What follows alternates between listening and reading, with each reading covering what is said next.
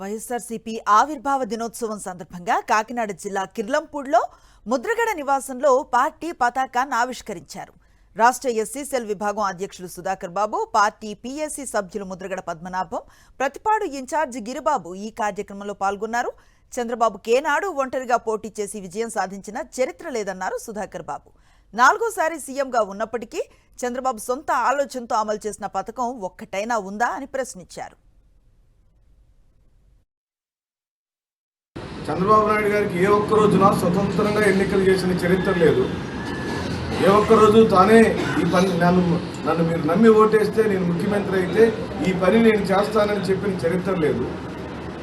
ఈ రోజున ఈ చరిత్రకారుడు యొక్క ఇంట్లో నుంచి నేను ప్రశ్నిస్తున్నా, ఈ రాష్ట్ర రాజకీయాలలో నువ్వు తెచ్చిన పథకం ఒక్క పేరు చెప్పు. ఈ రాష్ట్రంలో మీ మామయ్య గారికి స్వర్గీయ ఎన్టీఆర్ కన్నా చెప్పుకోవడానికి ₹2 కిలో బియ్యం ఉంది. మండల వ్యవస్థ అనే 2 అంశాలు ఉన్నాయి.